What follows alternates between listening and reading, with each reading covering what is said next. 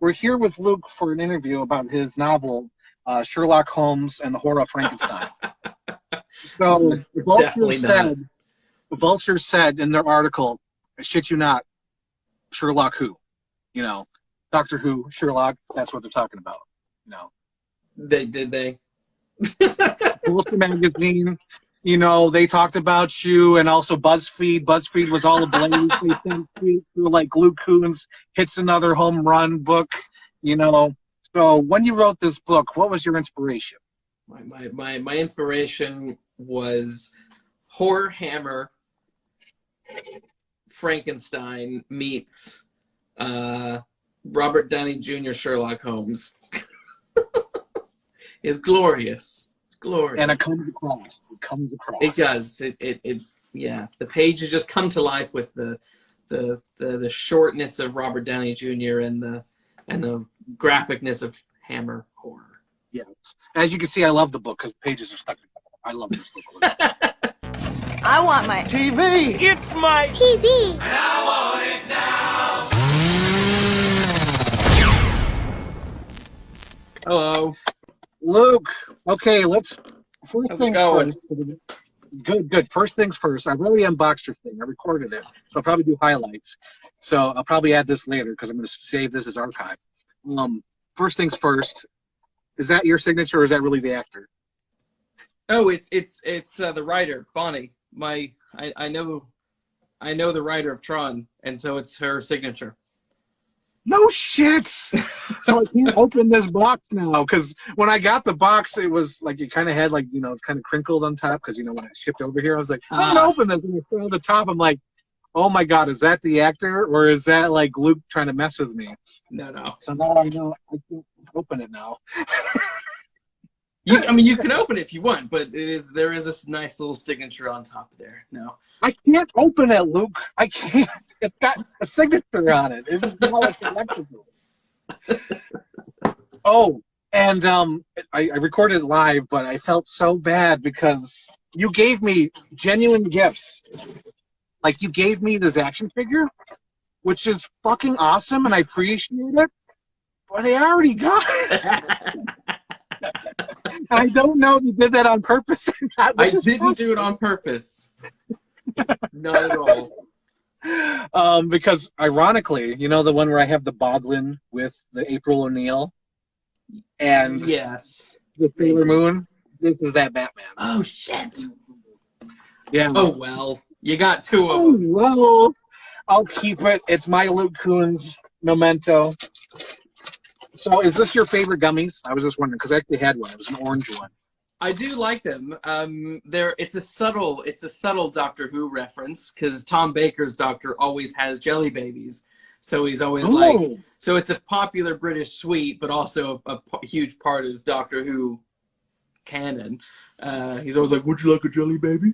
Now, oh my God, you did sign it. I was just going to say you should sign this, but I was like, I did sign it. It says, "To Frank is Tron #Luke." That's awesome. I thought I would just be really narcissistic and send you an old book of mine. I appreciate it because I've been wanting a Luke Coons book. I've been wanting one. I didn't know which one to buy first because I don't know which one's canon and which one is part of the the universe or whatnot. None of them. They're. It's the Luke verse. Any book by Luke is the Luke verse. That's the thing with Sherlock Holmes shit. When you write that stuff, your stuff doesn't really count as like the official canon. It's like whoever that author is, it's their spin-off universe.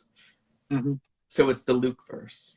So today, I took the day off of work because I'm like, Luke Coons needs his unboxing, and it's been like 3 weeks since I got it, so I need to do it. Mm-hmm. So I took today off to do it. And then you wait till I'm in the middle of work. Yeah. If I wasn't, I was doing this really fun interview with a pirate expert. Arg. Okay. If I wasn't doing the interview, I would have been able to come on time. Is that Katy Perry? Yes. What the shittiest poster ever. I said that in the thing. I'll probably do like a highlight reel of my unboxing today. Yeah. But what I appreciate about this is that they stretched They the did. photo to fit the size of the paper when They didn't did. need to. It's so funny. I love it. Where'd you find this? You probably don't have to tell me, but where'd you find this? Just got it printed. I mean, you know. I just got it printed. What the hell? What I know how much you love Katy Perry. Oh my God, I'm dying. I'm dead. No, Luke, I was going to ask. I asked the folks at home that weren't here, but now that you're here, let's talk about it. So, do you think when kids look at this, they really think like, "Look at this sports booper. He don't know how to use a tennis racket." Do you think kids do that? No. Look at that. Look at it. He tripped on the ice, and it says, "Your feet go on the ground." Bye-bye. Please think bye-bye too. No, it's you. Claire's running out the door, so she was waving goodbye. Bye, no, Claire. I don't. I remember seeing that shit when I was a kid and never finding it funny. It's like jokes from adults, isn't it? Are you making fun of me because my face was really close to the camera? It just feels intimate. It feels like that scene. Yeah. Did you ever watch the interview where Conan and Stephen Colbert put their head in the box and they have an interview? No. This is how it feels like. It feels like we'd be rubbing noses right now. It feels like that meme. Rubbing noses. Rubbing noses. Let me see if you can see. I've got little Grogu in the background there. Let's see if I can see him. Lurking. I have like, turn off the filter thing. Oh my God, that's so fucking creepy. He's like Michael Myers over there. He's behind the head. The best thing is when people come over to the house, they've never been here before, and they take a little tour, and they have to spot all the Grogus. It's like fucking Where's Wally up in here? Spot the Grogu. So that just means you need more. You need more. Oh my God. More Grogus. Oh yeah, there's another thing I noticed when I was doing my original unboxing. Mm.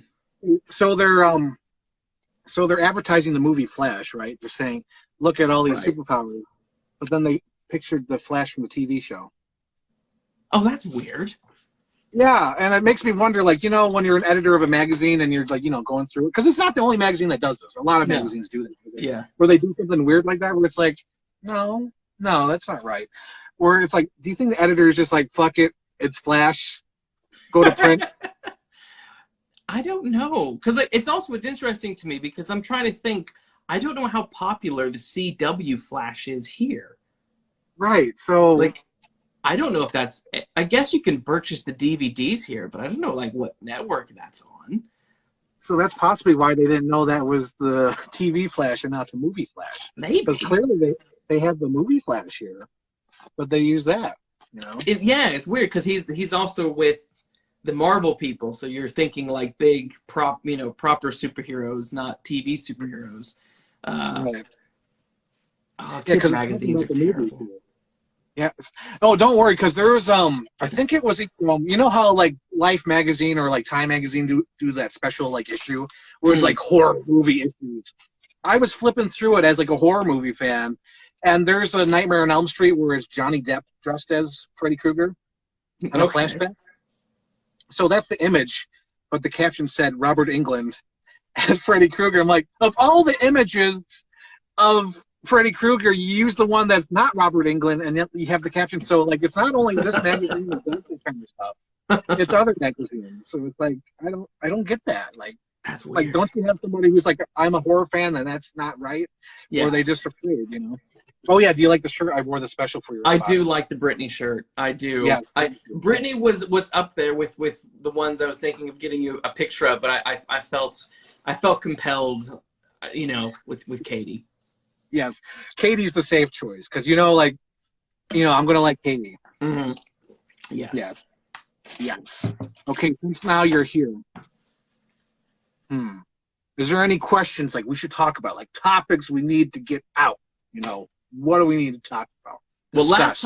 last time I was here, Spider-Man No Way Home hadn't come out. So That's right. Yeah. Before Spider-Man, the cards I sent you. I don't know if you know the little like, yes, I went through all of them. Yeah. the small ones, the ones that have like they're like shaped like a light bulb or like an hourglass, sort of pear shaped. Yeah. So there's little sayings on them, and they're the cheesiest things, but they're like shit you can do. And I was like, he needs to do these with his in-person friends because they seem so fun. Like one, it was like, turn the lights off to save electricity or something like that. Yeah, I see them. That's hilarious. Write a list of ways to help save the planet. Yeah. A rocket ship. Leave.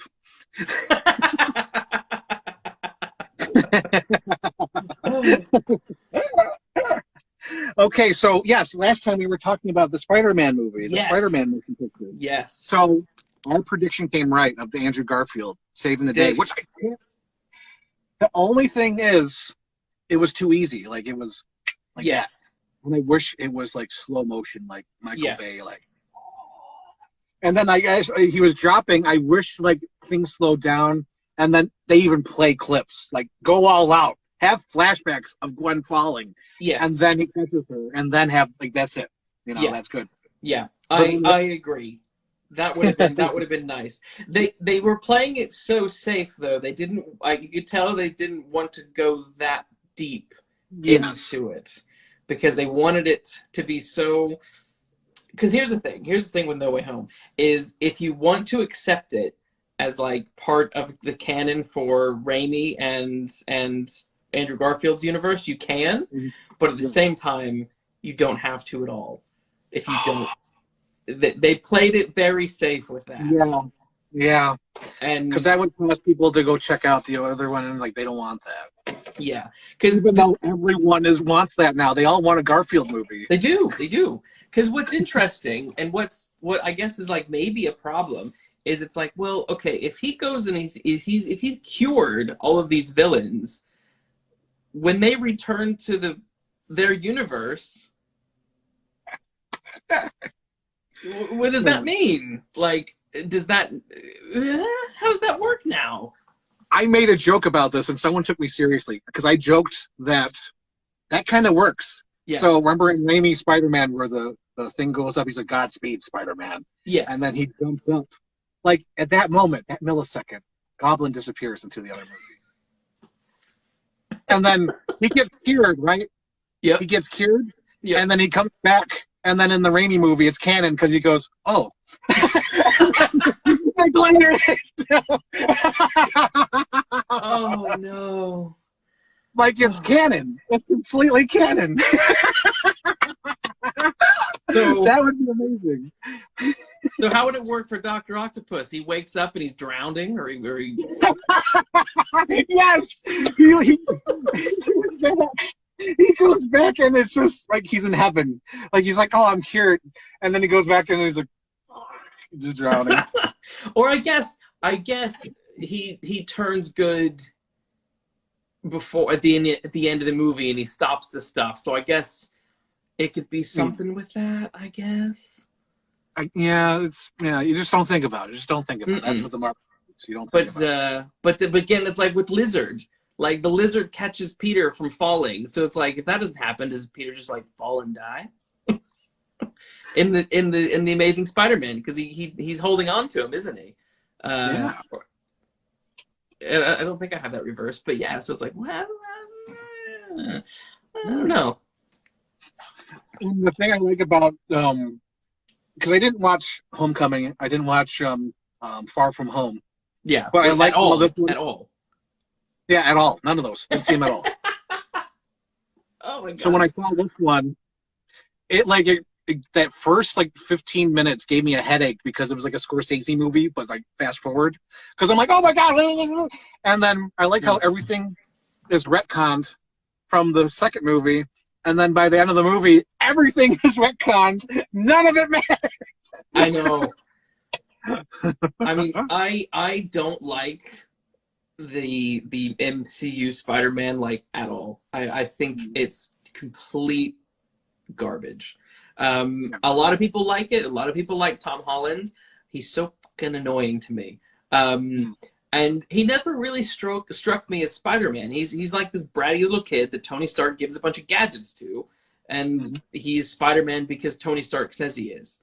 And it's just so funny that you have these two films that don't, 1 and 2, that don't really feel like Spider-Man films. And then, suddenly this third film, they're like, well, we need to cram everything in. Great power comes great responsibility. We need to finally do it, and it just, it was bittersweet, because it was like, there was some stuff that I did genuinely like, but I didn't really feel the movie it didn't really come to life until Andrew turned up.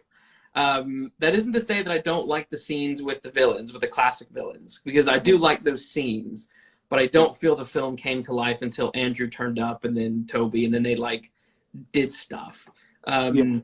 The other stuff, the stuff at the beginning, I just didn't like, with Doctor Strange and shit. I'm like, I don't give a shit about any of this, and the whole I even felt like the sacrifice at the end pissed me off, where he's like, oh, no one remembers Spider-Man at all.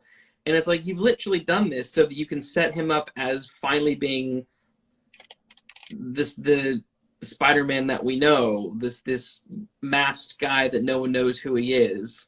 And so that stuff felt cheap to me. It was really kind of frustrating at the end.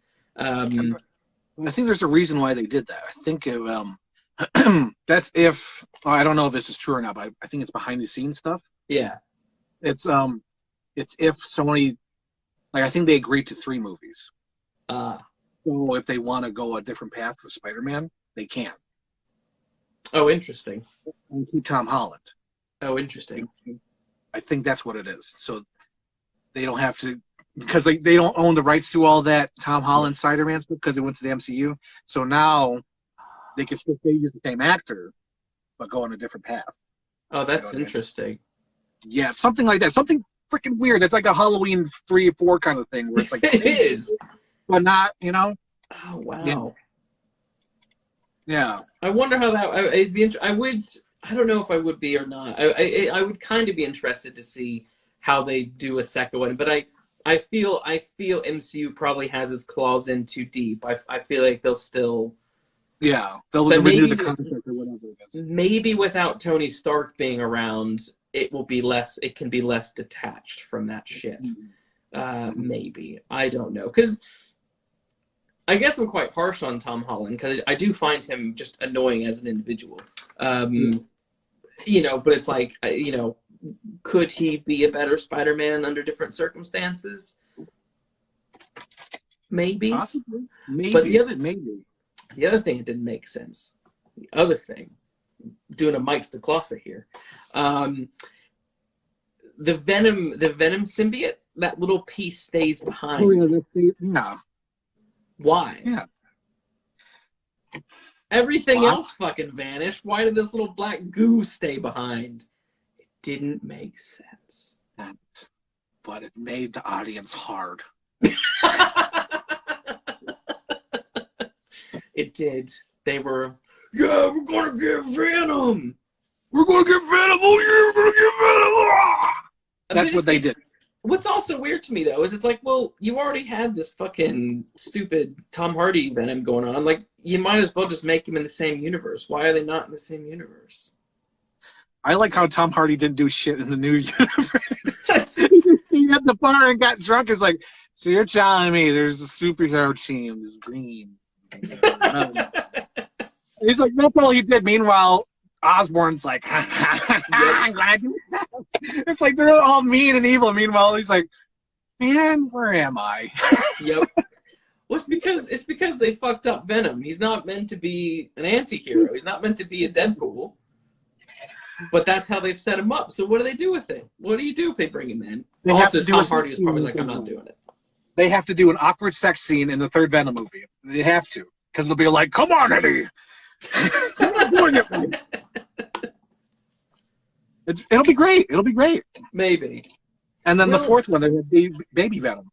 Oh God, I feel like this can like spin off into like a Child's Play type of saga, where it's like you've like because don't they have kids as well, like little murderous baby dolls or something like that in Chucky eventually? Yeah, they had Glenn.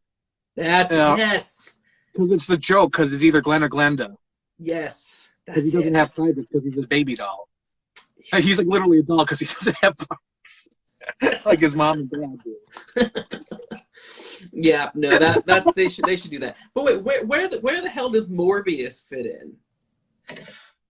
That's the big question. That's the big question of the day or whatever. What's that?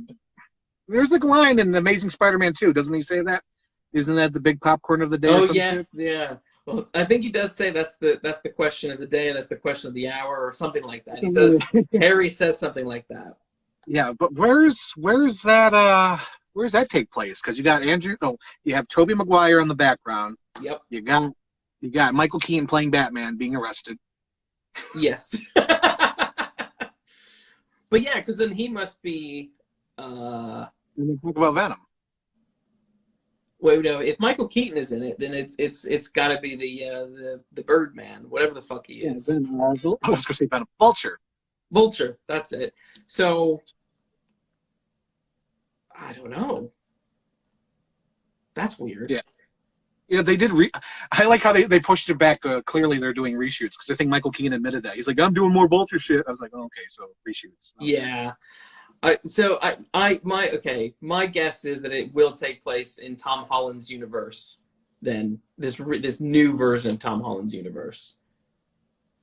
But I think it takes place in the Tom Hardy universe because they know who Venom is.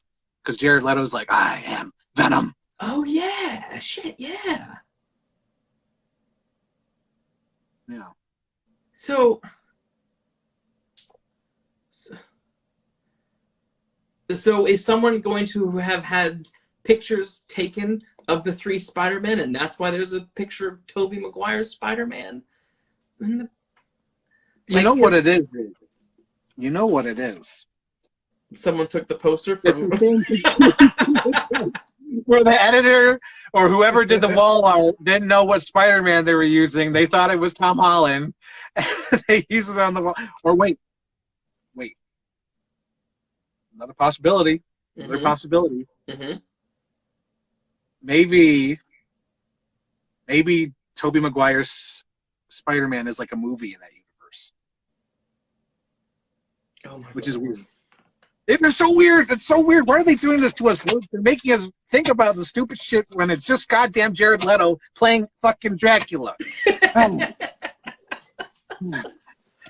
We're really thinking it. We're like, what does it mean? We're like, what does it mean? And it's a stupid fucking movie. It's just a stupid fucking movie where he's like, I am Dracula. This is what they've done to us. This is what they've done to us. They've broken us. They have. We're like elderly people in the rest of them going like, what happened? What's going on? And, they just don't know what they're doing. No. No. So I was gonna say, so I'm thinking about this Michael Keaton bullshit, right? Yeah. So what are your thoughts then on his return as Batman in The Flash, but also in Batgirl?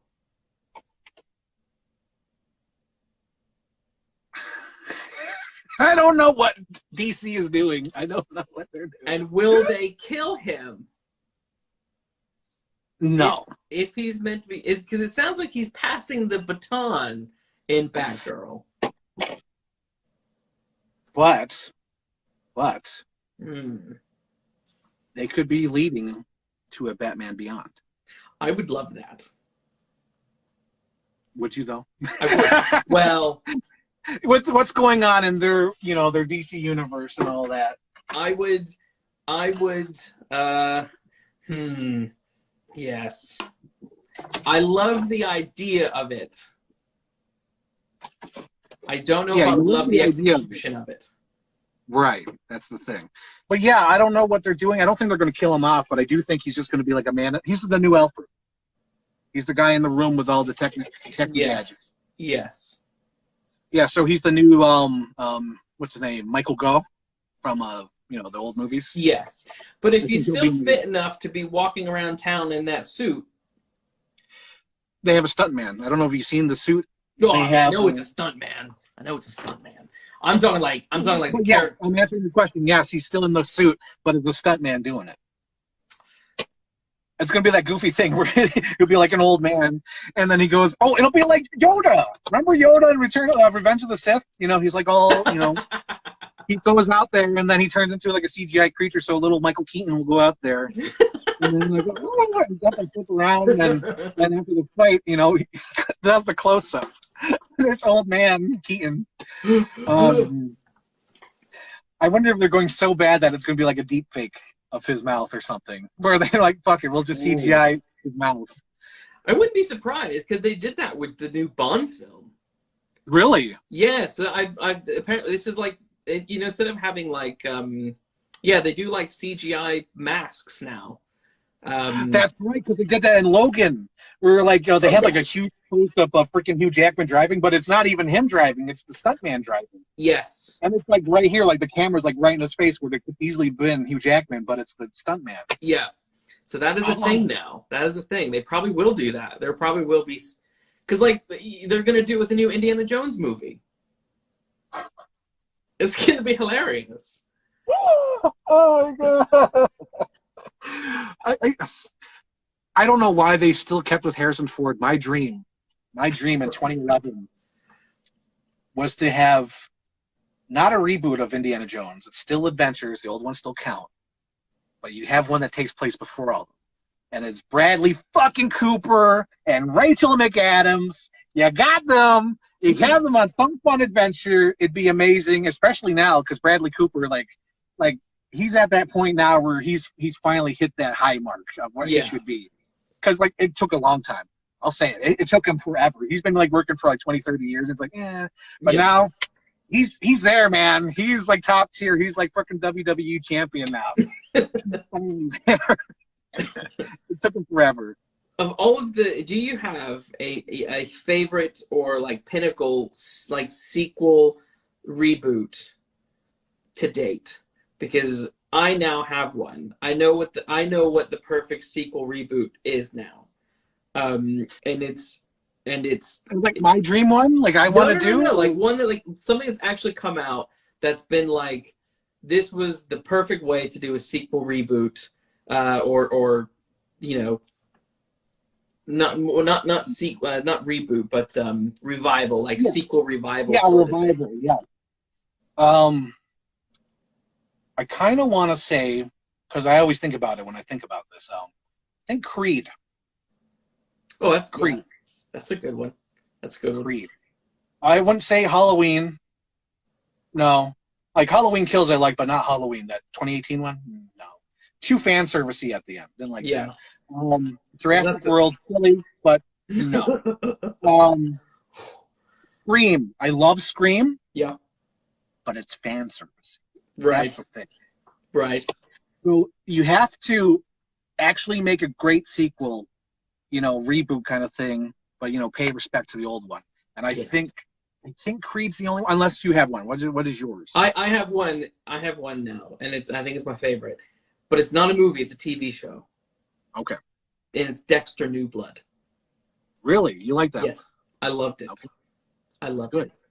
I know a lot of people didn't like it. Yes. But the people who didn't like it are just mad because they didn't get their fan service. Mm. And so it was really fascinating because they were like, "How could you do this in the end?" And it's like, that was the most logical end, guys. Like, he's not fucking Batman, so we need to stop pretending like he's Batman. But I'm not sure I've seen anything else that have matched that with a TV show, at least the TV show. I'm trying to think of another one, like a revival reboot where it's still connected to the other one but new. What's another example I was just thinking of? I think it was just recently, wasn't it? There was like a. What about?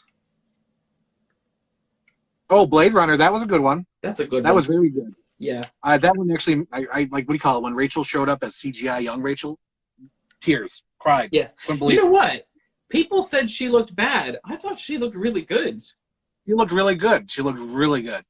Yeah, that one. Yeah, that one's good. But I was just thinking, one that came out 10 years ago. From Legacy. Here's something that's shocking. I'm a big Star Trek fan. Yes. There we go. See my Enterprises? Oh, yeah, I see them. You have the Defiant, the Enterprise D, C, and then the original one. Nice. From Captain Kirk's time in the 60s. And I have a tricorder. Yes. Sometimes it makes noise. I love it. I love it. So I love Star Trek, but I really don't like much of the new stuff. I think Picard is hilariously bad. And I don't count Discovery or Picard as like canon. I just can't do it. But a friend of mine at work convinced me to watch Lower Decks, which is like Rick and Morty Star Trek. Which the whole reason I wasn't watching it was because it was Rick and Morty Star Trek. Right. Actually, really good. That's surprising. Because when I saw the clip of it, I was like, no. But hearing you as a super fan, who's very picky and like you have a specific taste of what Star Trek should be, hearing you saying you liked it. I did. I liked it. It's like one of those things where it's like, you have to look past the Rick and Morty like design, which I don't really particularly like that. But it's it's a little sort of adult, obviously, but it seems to pay a lot of nice fan service to Star Trek in general. Like it tries to incorporate like the history of Star Trek in like fun and or funny ways that makes it enjoyable to watch. Whereas, the TV shows are like just ridiculous action shows now and not they've become more Star Wars than Star Trek. Well, why don't you do YouTube anymore? Because I gave up on that ages ago. I don't have why did I give up on YouTube? Because of this. Like I had to doll it up. I had to fix everything up. Usually I don't give a shit if they're standing or not. So I was like, I gotta fix it up. I gotta make a space for the camera. I gotta take a day off. It's too much, isn't it? It's too much fucking work. It's too much, yeah. And especially like if this is live, so I have someone to bounce off of. Yes. Like if I did it on camera, I'd be still doing, "Hi, my name is Frank, and this is my review." I got to do it again. "Hi, my name is Frank, and this is my review." No, I can't do it now. That's a bad take. "Hi, my name is Frank. This is my review. I'm reviewing this brand new BB-8 hat." Oh, did I say it right? Did I say BB-8 or did I say AV-8? No. It's like, I have to be scripted, and it's like I don't have time to write a script. No. And it's like, if I'm going to do all that, I'm going to post it, and it's going to get like 5 views, and then the comment below is going to say, "Why aren't you doing chicken little YouTube poop?" And it's like, God damn. So, yeah, that's one of the reasons why I quit YouTube. The other thing is, for my mashups, like I'm such a perfectionist, and I'm like, I doing research. And it's like I'm not the person who pirates movies. It's like if I'm gonna get that movie, I'm gonna rip it from the source, Yes. So I'm gonna pirate it from the source. Yeah, I'm gonna pirate it from the source. I'm not gonna go to a website and then it's like it makes me feel comfortable because it's like at least I own it. You know what I mean? Okay. At least I took the time to go buy this Kristen Stewart movie that I'm never ever gonna watch, but I don't know. It makes it okay in my. Because I just pirate, go to a website and download it. It's not fair. It doesn't seem right. Sure. And then they take forever to make. Forever. Because I'm always thinking, like, I got to wait for that right source, that right line. I can't just cheat it. Like the Kristen Stewart project. I wanted to do that in 2014, but I know I didn't have the clips. So I was like, just hold off. Now we're like almost 10 years later. Almost. I think it's like 7, something like that. And she's made more movies, more like different things. You have like Charlie's Angels. She's got like some Criterion Collection. You got some other ones. She's in. and they all like, kind of line up for my idea finally. Yeah. And that takes a long time. And the same thing with my Green Lantern trailer, where it's like, if I'm going to do it, I want to do it right. I'm waiting for Top Gun to come out, Right. so I could finally do it. But they keep pushing Top Gun off, which I don't understand. It's done, right?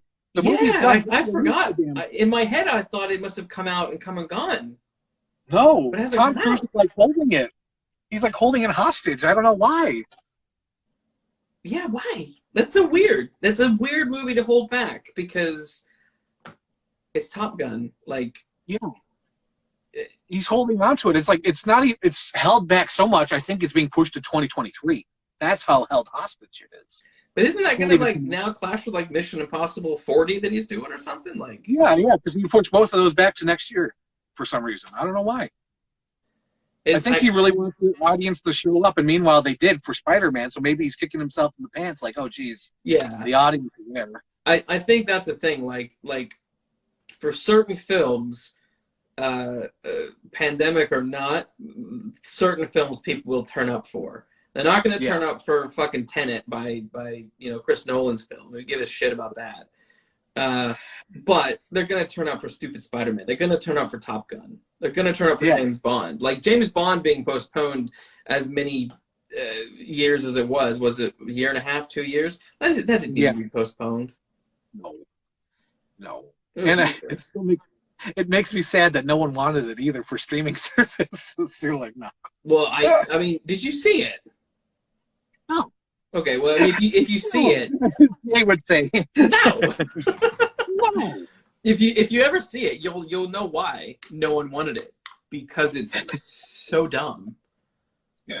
Like, don't tell. I said, don't tell Anthony or Kirk. They loved it. Did they? They loved it. Like, they just had a new podcast. I just listened to it this morning, and they were like pitching an idea, like, oh, you should do a whole episode. Like, you want us to do a whole episode on No Way to Die? And I'm like, my heart can't handle it. I can't.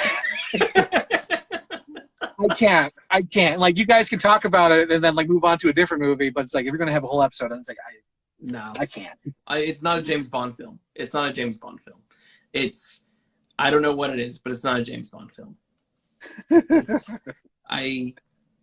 What they did with his character, it was all just mediocre, and you could feel like the grimy fingers of Punch Up, because he brought in a particular writer to quote unquote punch up the script, and it felt Justice League is a good comparison. I think you kind of felt that, like, okay, well, this is the Joss Whedon joke, this is so and so's joke, this is what they have brought to this rewrite and these reshoots. And so it really felt like that when you're watching the movie. Yeah. Oh yeah. You could tell when characters had been completely rewritten to be Whedon-esque in No Time to Die, and there was literally Whedon-esque humor and portrayals of people. Like, there were two new American spies in that movie, both of them fanboying over James Bond, and it's like, that's not James Bond. And also one was acting quite like naive and childish, and it's like, you're meant to be a spy. You're not meant to be like part half shaved head graphic designer who works in comics. Like, so stop acting like it. I don't believe you're not a spy at all. So I had problems with some of that stuff. And the villain was so boring. Freddie Mercury, that guy. Freddie Mercury, and it was, he looked like he could have been a cool Bond villain, but he had there's no substance, and normally with a Bond villain, like, that's where you can have the most fun. But they just didn't have any fun with it. It was really bland. Everyone kept talking about Christoph Waltz stole the show. It's true, he did. He's only in the movie for about 5 minutes, but like, he feels more like the main villain than the actual main villain. Oh, like one of those. And Because he's got character. Because Christoph Waltz always does that. Whenever he shows up, he's got that little flair. So yes, I mean when they cast him as Blofeld, I was so excited, but then Spectre was so spectacularly bad that I was like, oh, that's a shame. Like, you've got this great actor in this great role, but you don't give him the script that he deserves. It was interesting. They put a documentary out on I think on the 007 YouTube channel, and it was like a 40-minute thing interviewing Daniel Craig, Barbara Broccoli, and then the other guy. I don't know his name, can't remember. And they basically walk through the history of Daniel Craig's like tenure. And it's fascinating because they talk real openly about like how, you know, people hated him being casted as Bond, then the success of Casino, then how terrible the next one was, and they're like really brutal about it. But then of course once you get past Skyfall, then it's all like roses and, you know, rainbows and bunny rabbits. Mm-hmm. But what's interesting though is they sort of skirted this, but they were talking about Spectre and how Sam Mendes didn't want to direct it, who did Skyfall, but they eventually coaxed him into directing Spectre. And I was like, that's interesting, because the film, like, you kind of get a sense when you watch it that it didn't feel he wasn't as interested as he was as Skyfall, as he was in Skyfall. And you feel it, because like there's so much passion behind Skyfall, and then it's all dialed back with Spectre. There's it doesn't reach that height, and it's like it's got to be because they just didn't. It wasn't what he didn't want to do it. You know, which is I think part of it seems like that must have been part of the contributing factor for that being so bad. But I don't think any of them are as bad as No Time to Die. I legit. Oh, really? So No Time to Die is the worst. I'd say it's the worst. I would watch Quantum of Solace on repeat in the freezing cold, naked, for a month, then watch that one more time. It's that bad. Oh my god. It's just so boring. It's shocking to me. It was another one that I wanted Red Letter Media to review, and they didn't. I was like, come on, guys. No, I think what I like about Red Letter Media is that they literally just probably watch the movies that they're interested in. Like, if they're like, let's check them out. Yeah. That's what I really love about it. Yeah. Yes. But sometimes you miss out on those movies. Like, they skipped out on No Way Home, and what was another one? But yeah, they skipped out on some of them. Yeah, I think No Way Home and Bond might have been the two big ones that they skipped out on. They did The Matrix, which they skipped on Shang-Chi as well. On what? Shang-Chi. Oh yes, they did. I didn't see that. Did you see that? Yes. Did you like it? I wish the budget was smaller and it was made in the 90s. Because, like, I really liked it to a certain point, and then after a certain point, it became like a CGI, like, blah fest. I was like, damn, I kind of liked the story about this kid who somehow, like, has all these, like, you know. I kind of liked all that. Because, I don't know, I like that first, like, 30, 40 minutes where it felt like an old school, like, 90s thing. Because it really did, because he just seemed like this, like, loser guy, but then you find out, like, he was trained to be an assassin but ran away as a kid. Right. But yeah, that part was fun, but after a while, I don't know. It got lost in the woods for me and became too blah. Yeah. And I did the Eternals, and I kind of liked it, but not really. Okay. The reason why I liked it is that it went weird. Yeah. Like they didn't feel like normal people. They felt like weird sci-fi aliens. Okay. And I kind of liked that. Yeah. You know, because usually they're all like cool, like suave, like fucking Wynn's still here? Jesus. I just see his comment. You like flock of seagulls. Who doesn't? Yeah, who doesn't? But yeah, Eternals is just like it's just Watchmen. It's just Watchmen. Oh, interesting. Because that's the other one I haven't watched anything. The most recent Marvel thing I watched, well, other than No Way Home, I guess, was Loki. Oh yeah, Loki. Oh, that one still irritates me because they really shit their pants in that last episode. Yeah, Because I was really expecting like the TV shows not to be part of the movies as much. Like at the end of the day, like, duh, what were you thinking? Of course they're gonna be part of the movies. But I was kind of hoping that it'd be like a closed off adventure. Hoping. yeah. You know, dreaming. And I was really hoping when they got to that room, they just found another Tom Hiddleston. Yeah. Who realized that he wanted to be like that was the one place where he could be the ruler and the king and control everything, and that he could stop other Lokis from trying to be bad because he was the ultimate Loki. Yeah. Which makes sense thematically for the whole show. It did.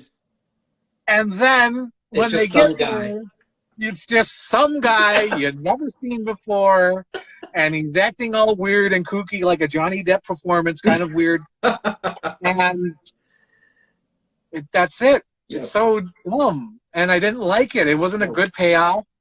No. And I know they're making a season 2, and I don't know where that's going to be. Yeah. But like, the way I see this, the multiverse stuff happening with Marvel, it's like they had a really decent structure for the universe. Like I will give them credit for that. The fact that everything was all these films tied together relatively well. The plot was pretty decent overall, considering the scope of what they were doing. But it does feel that once what was the last Avengers movie? Endgame? Yeah, Endgame. Yeah. Once Endgame concluded, it sort of felt like the seams have become loose, right? Yes. It's like the jacket is now worn, and there's it's coming. There's a hole in the elbow, and the zipper doesn't quite work, but it's serviceable, and it feels like it's just slowly coming apart because they're trying to get so into this multiverse stuff and do TV shows and movies that are all meant to be epic and huge. But especially reality is warping all the time. Yeah. And it's like, I've lost interest a long time ago, but there's no interest now. It's too hard. To me, it's that's not like an old person, but it's like, it's too hard to follow. Yeah. I think like, it's like, I would see like a thing, like maybe I will watch an X-Men movie if they do an X-Men movie, but I don't want to watch an X-Men movie that ties into a Fantastic Four movie that ties into a fucking, I don't know what, that's that. What's the fish guy? What's the fish guy in the Marvel universe? Namor, yeah. Is he coming out, or they doing a show? I think they're still doing him at some point. They keep talking about it, but it never happens. Ooh, Patrick Stewart. That was fun. You probably read my tweet where I'm just like an idiot. I see your face like I didn't read that tweet. So when I heard Patrick Stewart in the trailer, I'm an idiot. I assumed he's a new character. Oh no, I did read that tweet. I did. Because I'm not even thinking X-Men. Like, I think I've always said this. X-Men always leaves my brain. I don't think of X-Men. I have no emotional connection to X-Men. I like the movies well enough, but I don't give a shit. Then I watch the trailer and I'm like, oh, Patrick Stewart's in the movie. And meanwhile, everyone's like, oh my God, Xavier's in the movie. Oh my God. And it's like, oh, that's right. He's Xavier. I am nervous about this edition because I don't want him to be Xavier from the Fox X-Men universe for multitude of reasons. But the main one is that I don't feel that it makes sense because I felt the X-Men universe has always been like the Tobey Maguire universe, like its own thing. Yes. It didn't go beyond that, and that was fine. I was fine with that. So I feel like bringing him in just feels like, okay, it worked for No Way Home. Let's do it again with these other people. Because I read spoilers, potential spoilers. I read leaks online that might be fake. That might have been true. But the idea is that they're going to use this Doctor Strange movie to fold in the mutants and the X-Men universe into the Marvel universe now. And I'm like, you don't, and literally like destroy these other universes, like literally destroy them. And I'm like, why do you need to destroy my Fox X-Men universe, you motherfuckers? Like, just leave it the fuck alone. Like, because in theory, that would then potentially destroy Tobey Maguire's Spider-Man universe or Andrew Garfield's. Like, why do you have to fucking destroy their universes? So maybe that could just be a leak that's not true. But I feel like that's something they would do. I feel like that's the kind of jab that Disney Marvel would do, just to be like, it's ours now, bitch. It's all ours. This is all so you dead. think it's Xavier? I do. Okay. I think it'll be Xavier. I'm still sticking to my guns as an idiot. Well, I'm like, speaking it's not but Xavier. I when people go crazy on like Twitter and they start like trying to like dissect who's who in these pictures, these screenshots, there are other people who think that the person next to him is Mr. Fantastic from the Jessica Alba movies. And again, if you look at him, he does got that sort of stretchy look. The silhouette looks kind of stretchy, and you're like, oh no, are they? No, they can't do this. I kind of read somewhere that they're going to try to bring in all the movie universes.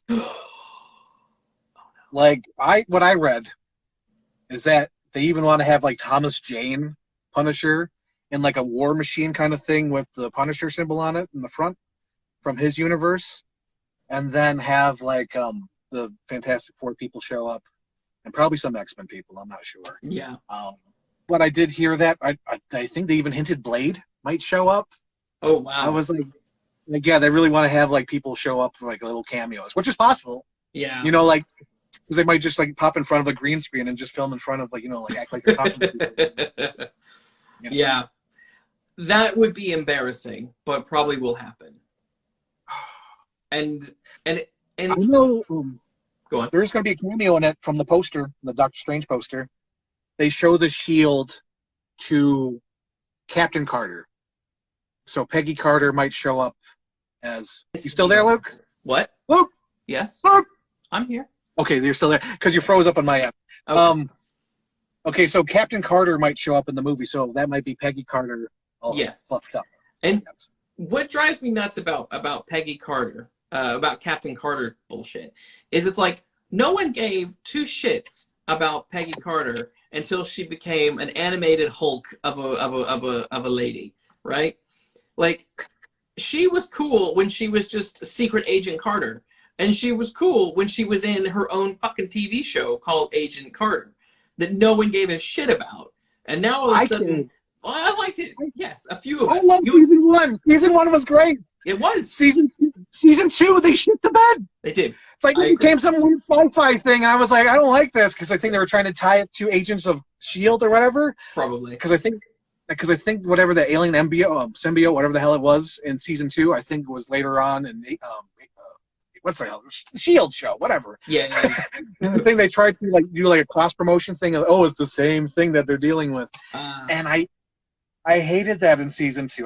And this is the other thing. The other goddamn thing is with this Marvel universe is they have completely and utterly disregarded Liv Tyler's character, Dr. Ross. And it's like, you fucks. You want to jack off to fucking, you know, Captain Marvel and hulking Agent Captain Carter, but it's like you had a kick-ass smart scientist lady who could control the Hulk in your second movie in this entire universe, and you've thrown her to the dogs, but you brought in her mustache, you know, brew mustache pushing dad because he was so important. You say this now, but she'll show up in She-Hulk, won't she? I doubt it. You have 13 years to do something with her, and you've done. They're gonna do it. They're gonna do it. Doctor Strange is gonna bring her. She's gonna merge with all the universes. There's gonna be 3 Liv Tylers. There's gonna be 3. Well, it's also like Doctor Strange's side hustle. Like, who gives a shit about her? You don't like Rachel McAdams? No, I love Rachel McAdams. That's my point. I love Rachel McAdams, but it's so annoying that all these Marvel movies sideline these really cool lady protagonists like almost instantly. Gamora is the only goddamn one that they haven't sidelined. She's too integral because she is a Guardian of the Galaxy. They can't do it. But like if she was just Peter Quill's doctor friend, like Jane Foster. Poof. Oh yeah, Jane Foster's going to be the big lead. Yeah, that's going to be terrible. Come on, you like Natalie Portman. She's your Padme Amidala. I don't like her. I think she's terrible. She's the queen. You respect the queen. She's the queen of Naboo. She's the queen of Naboo. Oh, she is a former senator and queen of Naboo. I just don't know. She died of a broken heart. She was the first lady in the movie Jackie. You respect her. You know, I never saw Jackie. Is it good? Never. That's not my thing. Okay. I never seen it. You use Jackie as this example of how great she is, and have you seen it? No, never. I don't see Natalie Portman. What has she been in other than Star Wars? Garden State. V for Vendetta. Yep. Black Swan. Black Swan. I did see that, but I didn't like it. It was weird. That's all I've seen of her. I think I can't think of anything else that I've seen her in. She's not a draw to me. What is going to be funny is how is the body double that they use, because when she becomes She-Thor, they're not going to use tiny little Natalie Portman. She's not going to get buff. She's buff. She worked out. Yeah. There was a set photo and people were like, damn, because like her arm is huge and it's little Natalie Portman. She worked out for She-Hulk. Oh, She-Hulk. She worked out for Thor. You know, she worked out. Those are going to be for the close-ups. When it's not her, it's going to be a I don't know, a heavyweight WWF fighter lady. The fans are going to love her and they're going to want her to step on them, just like Aiden Carter. Step on me, bitch! Step on me! Step on me! God. This is I'm excited about Thor, and I think Thor might be the greatest. This next one, Thor: Love and Thunder, is going to be the best one. There's the reason why. Why? You know why? Tell me. Christian Bale hits home runs every time. Is he in it? Never done it. Yes, he's in it, and since he's in it, he never delivers a bad movie. The only time he was bad, or did a bad movie, Terminator, but he wasn't the bad part. Everything else around him was bad. True. I would argue that The Dark Knight Rises is a bad movie. I'm one of those jackasses who says Batman Begins is the best of the 3. Oh yeah, it is, and I love it. I think that one is just. That's not an opinion. That is a fact. Say again. I agree, because Batman Begins is the best one. Yeah. Oh, totally. I love it. But no, The Dark Knight, no. But what about? I guess. No, I quite liked the Big Drop. That was a good one. He was in that. That was good. But I think that was critically panned, though, wasn't it? The Money Drop or whatever that's called. Yeah, people like that because I had Steve Carell and all that stuff. Yeah, and Margot Robbie in a hot tub telling us about stuff or in a bathtub. Yeah, they like that. People like that. But Christian Bale, he hits home runs. What about Vice? Did you see Vice? Yeah. Was that good? I didn't like it, but he was good in it. Okay. He was the best part. Yeah, that's the thing about Christian Bale. He is the best part of whatever he's in. So what we're getting at is that if anything, he will be the best part of this movie, like Jeff Goldblum was the best part of Thor Ragnarok. Correct. Because is Taika Waititi directing this again? I'm not sure, but he's in it, and his character has a bigger role. The rock guy. Yeah, I know. The little giant. It's like it was a one-off joke, and now they're making him a character, and I don't like that. No, I remember you pushing that Steve Carell as Batman like years ago. Yes, but I always joke around that with my friend Polaris here. I forgot how it started. I think it was Polaris. I think I was like fucking around with him about Batman, and I said Steve Carell would be the best Batman. And then actually thinking about it, I was like, yeah, fuck yeah, Steve Carell would have been the best Batman.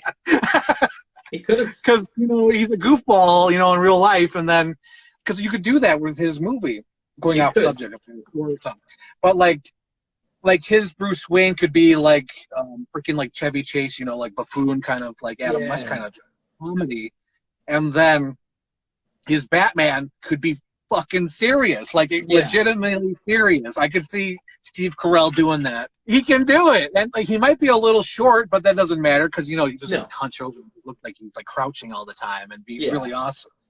But I think Steve Carell could do it as long as you didn't go too. I had this crazy idea where and I guess I built a whole universe. Like his Superman would definitely be John Hamm, because that'd be hilarious. John Hamm and Steve Carell. Yeah. And then the Wonder Woman would be Rashida Jones, of course, because you got to keep it all those kind of people. Yes. And then Anthony said I went too far with this choice, but I kind of think it's funny. But Steve Carell's Robin would be, what's his name? Oh God, Channing Tatum. It'd be so fucking hilarious where Channing Tatum is like this huge kid at the orphanage and Steve Carell just goes to adopt him. And then he becomes this Robin. And like Robin is huge and tall next to the Steve Carell. But Anthony said I went too far with that choice. I was like, yeah, you're right. Because we kind of want to keep it serious, but if we go comedy route, yes, the Channing Tatum as Robin is fucking hilarious. And then I think I was going to have Anna Kendrick as Batgirl. So she would be perfect as Cat. Yeah. Sorry, I'm fantasizing at the moment. I like this idea a lot. She should be in more things. She's talented. Anna Kendrick is talented. Did you watch Noelle? No. She's talented, Luke. She's got the talent. She does have the talent. I see it on her Instagram every day.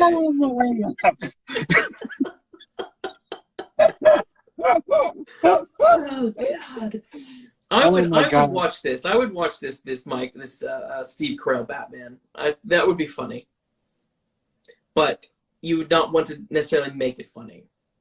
Right? Yeah, you'd want to keep it serious. That would be true. No, it could be done because he's done loads of serious things.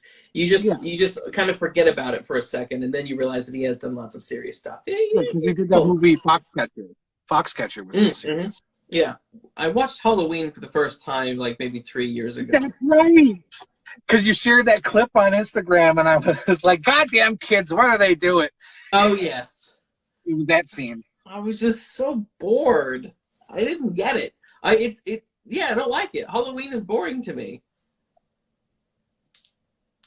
I've killed him. I've killed Frank live on Instagram.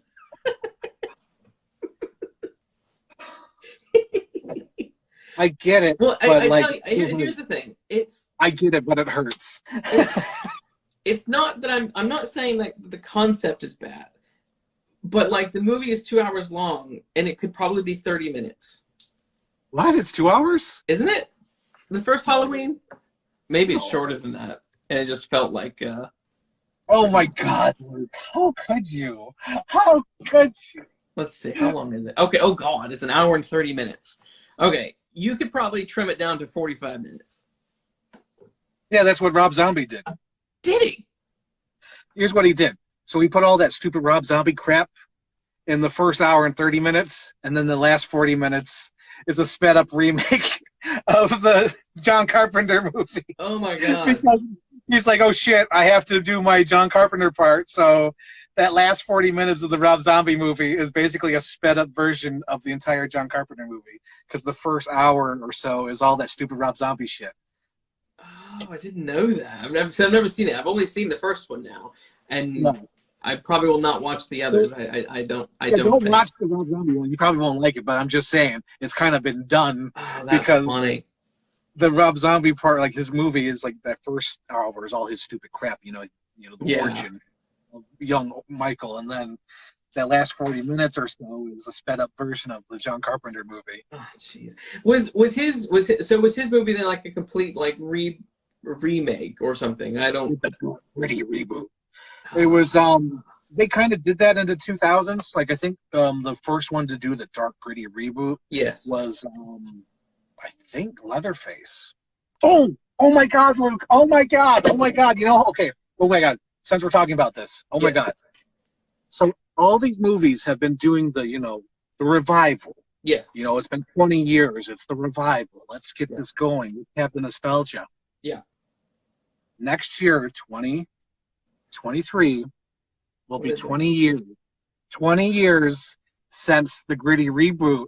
And since they keep dragging Leatherface out of retirement, my idea is to bring back Jessica Biel Okay. and bring back Leatherface, that gritty one, because everyone misunderstands Leatherface, but Right. this one was okay because with this one, they made him evil from the start. You know, it's Okay. not like because like the new one that just came out, that's connected to the original '70s movie, so it doesn't Yeah. make sense that he's a brutal, monster.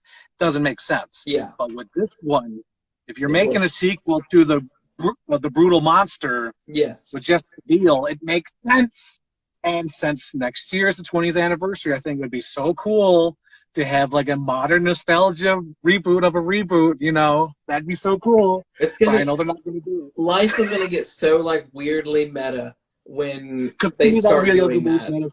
Yeah, Like it would be so meta. they're gonna eventually do a sequel to a reboot and carry on the reboot timeline via the sequel. Yes, that's my idea for the Texas Chainsaw. It is the modern reboot sequel because it's a sequel to the reboot 20 years later. And you have Jessica Biel, and here's the best part, Luke. 20 years later, the movie would take place in the 90s. Fucking nostalgia overload. Oh my God. People are fucking dressed as like Bel Air, bright colors, and you got Leatherface being all cool and gritty, and you got Jessica Biel there 20 years later.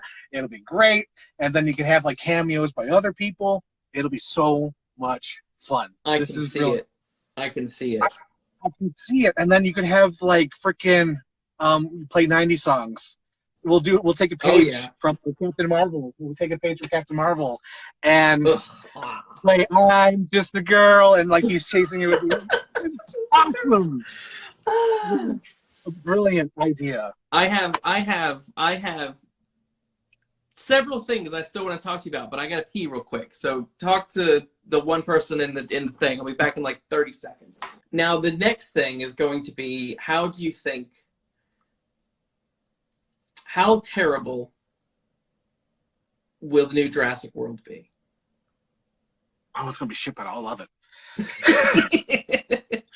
I fully agree that your prediction of Alan and Ellie getting back together and Malcolm saying life finds a way is going to happen. That's gonna happen. I can see it. Like it popped in my head after watching that trailer because the thing that cracks me up about it is all these characters are wearing the same outfits that they wore 30 years ago, and it's not like they're superheroes or anything. I know. Like it's not their uniform. And it's gonna say like, and my other, like if I have a bingo card, my other bingo card on this is that Ellie touches crap again, or someone's gonna touch shit, and Ellie's gonna say, "I'm not doing that." It's gonna happen. They're gonna reference the poop. Yes. Because whenever they interviewed Laura Dern, she's like, "I'm the one who puts the hand in the poop." It's like, for 30 years, they've been hearing her talk about it, and they're going to reference it. Yes. There will have to be some God. digging and some poo. There will have to be. There has to be. There's some stupid little cameos I want that'll never happen. I want Julian Moore. I want Kelly to come back, Ian Malcolm's daughter. I want Vince Vaughn. I want Paul Kirby, like watching it on TV with his son, Eric Kirby, with Leah Tione, whatever her name is. They're all still alive. I want to see them. And, God, what's like another like weird ass reference that I want to see? What about the two kids? What about Lex and Tim? Lex and Tim? Yeah, possibly. Why have they never done anything with those two? Well, I think like legitimately, like both of them like went to like have real lives. I think that's the first thing. But Timmy Timmy still acts, so it's possible he might show up, but I don't know why. Oh, and Billy. Oh my God, if Ray was here, she'd be yelling at me. Billy from Jurassic Park 3 has to be, and it'd be so cool if he's like wearing Dr. Grant's hat. That's how ridiculous I wanted to go. Like Dr. Grant's like leaving. He's like, I need my hat, and then like Billy like gives him the hat or some stupid shit like that. Oh my God! Like I just want so much. I want so much stupidity of references in this, because that's what it is. I've accepted that. It's like I know it's not going to be awesome or cool or anything. It's like, no, give me all the stupid shit. Like I'm going to eat it up. Yeah. Like give me. Did you watch the little like 7-minute like film that they put up on YouTube a while ago? The first 7 minutes. Yeah. Was that the first 7 minutes with the family in the park, in the woods? Oh no! That's the short film. Yeah, the family in the woods is a short film. The one that the first 7 minutes is the one where they show the flashback to 65 million years ago for some reason, and it's like a scene that's completely not necessary. And then they cut to the drive-in where the T-Rex is attacking the drive-in. That's the first 7 minutes. See, I don't know if I've actually seen that yet. Yeah, I highly recommend it. Okay, but here's what this I have Planet 2004, whenever the new Planet of the Apes movies, I have like a Planet of the Apes feeling with Jurassic World, especially after the how many have they done? 3? Jurassic World 2. 2. Jurassic World, and then Jurassic World Fallen Kingdom, and this is Jurassic World. Yeah, okay. Dominion. So when all those fucking dinosaurs got loose in the real world, I just don't believe that the military wouldn't just go shoot them all. Right. And I also don't understand how there was only like 7 that got out. How in that 7-minute short film, there were like every dinosaur imaginable was loose in the America.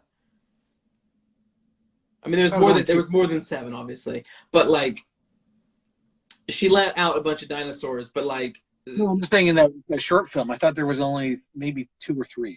Yeah, but they were huge. And it was like, you're telling me that the government couldn't have like fucking tracked these motherfuckers down? Like they're like the size of elephants and shit. Like, come on. Like when all the apes were in the redwoods, my comment after that was, they would just fucking nuke the redwoods. And then someone was like, some dickhead on the internet was like, it's a national monument. They wouldn't destroy the redwoods just to kill some super genetic apes. I'm like, yeah, they would. Come on. Look, we wouldn't even have to nuke it. We just have to need like a gender reveal party in the redwoods and destroy the dinosaurs and destroy the apes. That's all we need to do. So that annoys me. I'm like, how many dinosaurs? Because that's the thing. Is like, how many dinosaurs are loose in the America right now? I don't know, but like, and the thing my mom was joking about, and I just turned to her and said, Jurassic World's a cartoon. Like, don't even think like that. Yes. But her thing was like, how on earth would these dinosaurs survive? Because they're so big, they would need to eat a lot. Yeah. Because like in the commercial, you see this mosasaur come up and eat like a cage of fish. And I'm like, no, it needs like a fucking whale. It needs like a great white shark to survive. Yeah. It can't survive on a little cage of fish. Yeah. No, that was ridiculous. But no, the cartoon is right. I struggle, as we all know. It's a Saturday morning cartoon. Yeah, this is what it is at this point. It's so ridiculous. But it kind of always was, though. That's the thing. Because I think everyone else sees Jurassic Park like, oh my God, high cinema, Spielberg's motion picture event. It's so sacred. Then Jurassic World is making fun of it. But it's like, fucking hell, it was always a kid's movie. Yeah. You had the boy wearing blue, the little girl wearing pink, the 2 people who didn't get along wearing black and white. It was simplified for babies. Yeah. It was a kid's movie. Yeah, but, I agree. It's a kid's movie. But it's infinite. But Spielberg always, for a period of time, did well making kids movies for grown-ups. E.T., Jurassic World, Jurassic Park, Jaws. Yeah, I mean it's glorious. It's great stuff. A little kid can watch it and get moved, and an adult can watch it and get moved and not annoyed, mostly. But and Jurassic Park 2 pushed it. That definitely isn't necessarily a good film. I love that raptor. Yeah. Do you have a T-Rex? Oh yes, I do, but I'm afraid if I move him, everything else will fall out. I've always fucking wanted a T-Rex. I feel like I should get one day. There was this neighbor kid who always had all the Jurassic Park toys. Look at that motherfucker. That's from the second one, isn't it? Yes. They released a green one, which I'm hoping they release. Hang on. Can I bring him down without knocking everything over? Probably not, but I'll try, Luke. I'm doing it for you, Luke. I'm doing it for you. I got the Colossal Rex. Oh my God. This is a work of art, Luke. Okay, do I have an example here? Shit. This is a 6-inch figure. Captain Marvel. Holy fuck. And it actually fucking swallows that figure. That's amazing. And then it has like a little like hole in the bottom, and you can take out the figure. So how long is this thing? It's like 3 feet, 2 feet. Oh God, probably. That's got to be 3. Looks like 3. It's huge. It's got to be 4. 4? Because I think 3 feet is the head to the edge of this. Right. I think that's 3. So this is like. Oh my God, the tail just keeps going. Yeah, that's the tail. tail. Oh my God, that is huge and awesome. Yeah. This is the Colossal Rex. How much did that set you back? Oh shit, this is the sound effect one. I didn't know. There's like 2 of them. There's one that's just normal, and this one must be the sound effect one. Oh shit. That is so awesome. Yeah. This is $50. That's not that bad. No, it's not that bad because like Iron Studios like has like a statue like this big, and it's like $2,000-$3,000 when you can get this for like $50 and it looks just as good. Yeah. Fuck, I love that. Oh, I have no I space for recommend that. this. I can't send this to you because like, No, like, obviously no. No, like it would probably cost a lot just to ship over. It would. But yeah, it's shocking to me how expensive. You know what really pissed me off? When I sent your box, I went to the post office. I was like, I'm gonna send this to the States. First off, they needed an itemized list, which I figured, so I had that. Then the motherfuckers at the post office were like, we need to know how much everything weighs. And I was like, well, what? They're like, we need to know the individual weight of everything in there. I'm like, what? Why? And what? So then I had to like just make up what everything weighed based off what the overall weight was, which is fucking annoying. And then they were like, do you have a box that's maybe like an inch shorter on every side? And I was like, no. And they're like, well, if you did, it would be like 30 pounds cheaper to send. I was like, oh dear God, just take it. Just take it, you dumb fucks. Oh my God, like, did I tell you the one when because I had all your stuff in one huge box? Yes. So I went to the UPS and I put it there, and I'm like, okay, I'm going to send this out. And they're like, okay, $500. Okay, I'm just here to check out the price. Yeah. Thank you. And I just want to get a quote. Thank you. So I was like, fuck yeah. I'm going to put in these 2 different boxes. Yeah. And then when I did that, I think even that was expensive. So I was like, fuck it. It's probably. I was going through the brown truck. And like when I waited, they're like, we can get it to like Luke in like Friday, and it was like Tuesday or something. I was like, no, no. I'll go to the post office. You can get it a week from now or a month from now. You don't need it 2 days. No. I was impressed both ways though, that how quickly I got my boxes from you. Yeah, but that was a week. Yeah, we posted that picture, and like a week later, you got your stuff. Yeah, and then how quickly yours got to you, because I think it was probably 2 weeks. It might have been 2 weeks for you. Something around that. But I was like, that's actually faster than I expected them to do, because I seem to remember the Jurassic era when I first moved to the UK. Shipping anything from the States seemed to take, or from the States to me, or vice versa, seemed to take like a month every time. Did you watch Boba Fett, Book of Boba Fett? They No really need to. turned Luke Skywalker into a bastard.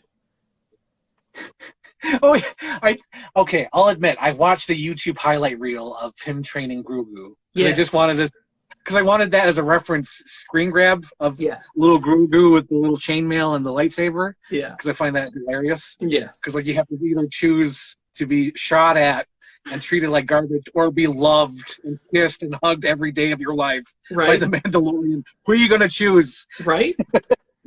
I was like, in my head, I was like, wait a minute, this is the same Luke Skywalker like 30 minutes ago was like fighting Darth Vader and the Emperor in the Death Star and like losing his mind, you know, with his emotions, and now he's like this cold robot guy making this poor infant choose between, you know, love and school, like, or love and religion, whatever you want to call it. But it was just like, what the heck?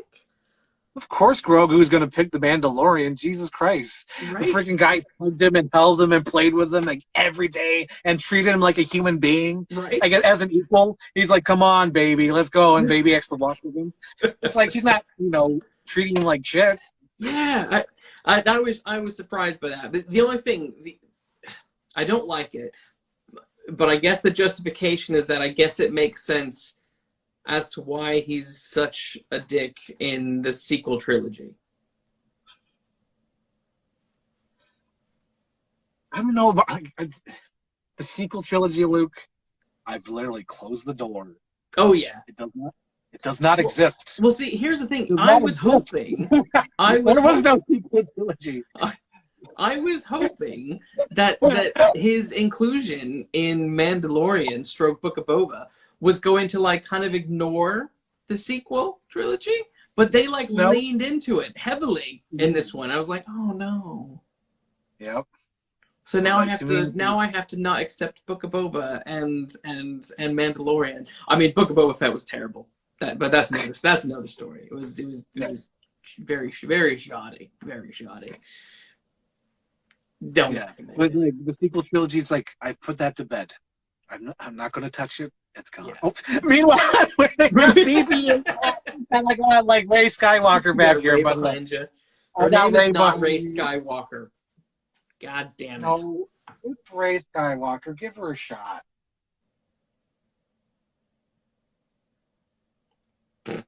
Poor Ray. Poor Oh, characters and who had nothing to do. Oh, poor Rose Tico. Friend-zoned and then disregarded for the last film. Damn, I know. That was God. harsh. That was harsh. Like she risked her life for the person she loved, and he was like, nah. It was intense. I was like, oh, wow. Surely they're going to do some sort of budding relationship with him in the next movie. And she's like, I'll come with. No. You stay here. You stay here. I got to go with my friends and do fun things. You hang out here. I'm thinking we're getting into it. I don't want to, Luke. I don't want to. It's in the way. Teasing. The sequel trilogy is like Toy Story 4. It does not exist. Ooh, yeah. Toy Story 4 is another one. Holy cajoli. That like retconned everything from Toy Story 3, and it brought up questions that I never wanted answers to. Yeah. Like it brought up that like toys never die, even if they're broken apart. Like if it's like a little stuffed animal, like this little Charmander, if I rip it off his head is still alive and weird. And it's just, and then like his friends of 20, 30 years, he just abandons for a toy that he knew for 2 years. Yes. Yeah, I didn't like any of it. That one was, again, that one doesn't exist in my opinion. Toy Story 3 was such a perfect ending because it was us following Andy's story. And there's, I do like it when some of these shows like make you realize that, you know, sometimes you gotta close a chapter on your childhood and you gotta grow the heck up. You know what I mean? Yeah, that's what Toy Story 3 was. Yeah, it was perfect. And like, I know I always jokingly talk about this because it's awesome, but like, I love Digimon, as we all know. But the last Digimon like show that they did recently, maybe like a year ago, called Digimon. I can't remember what it's called, but it's the one that came after Try. It was the Toy Story 3 of the Digimon world, of the Digimon universe, where it's like these kids have grown up with their Digimon, and some of them are about to finish university, and it's time for them to like be grown-ups and make it on their own and not be tethered to their childhood heroics and stuff. And it was great. It was emotional, but great. And I wish, and so I'm like, I hope they never do anything with this stuff anymore. Hopefully that's just the ending, because it was a really nice ending. Because I hate what Toy Story 4 did. Because it's such a good message that I think gets ruined by Disney nostalgia whoring everything. That it's like, it's okay to tell the kids to grow the heck up. It's fine. Or just come up with a new set of characters, new world. Yeah. Don't ruin, because the thing that really irked me about Toy Story 4 was that they dumbed down Buzz. Yeah, they did a lot. Like he was like acting like Buzz Lightyear from Toy Story 2 kind of, or towards the end of Toy Story 1. Yes. Meanwhile, he should be like a well-developed character. Like I don't know, like they really had no idea what to do with Buzz after the first movie. Yes. In the second one, he kind of serves his purpose, but he's not really a character. He's just there to save his friend. Yeah. He serves his purpose, I should say. Yeah. In the third one, I remember talking to my friend Alan about this. That like really in 20 years, Buzz never worked up the courage to tell Jessie he loved her. Like, right. That seemed like implied at the end of 2, like they're going to have a relationship, but like it just seems so weird that he would never say anything to her, even though they're stuck together forever. Yes. Why not tell her? Make the best of it, Yeah. And then seeing like him, like the disrespect in Toy Story 4 to Buzz. So like, I know they keep pouring out this license or this character, but like that's why I cry when I see the Lightyear trailer, because I'm like, at least he's getting respect for like the first time since '99. You know what I mean? Yeah. He's getting his own adventure. He's being treated with respect, even though it's a gritty reboot. But I'm like, I don't care. I love Buzz. Yeah. And to me, it's like at least he's getting something. Yeah. They treat him like crap for nothing. At least he's getting something. So that's why I think it's like the David Bowie music and seeing Buzz get love. It's like that's what gets me. Yeah. But like sometimes it's just like they didn't. It does not exist, Luke. It doesn't exist. They don't exist. Doesn't exist. They don't exist. So I've been streaming for 3 hours. So. And I've been here for at least 2 of those hours, maybe. Yes. Probably 2.5. I think you showed up like half an hour into this one. Maybe an hour. I don't know. But I'm going to wrap this up. So thank you for your gift. Thank you for the package. It was fun. So yes, for that one person who's tuning in, thank you for tuning in. I'm sure it's just Luke. Oh wait, no, someone else has joined. I just heard the doorbell ring, which makes me assume it's probably Claire. Okay, so I'll go, Luke. Okay. I'll let you go. Well, it was good. It was good chatting. We will do this again soon. Yes. Have a good day. You too. Bye. Bye.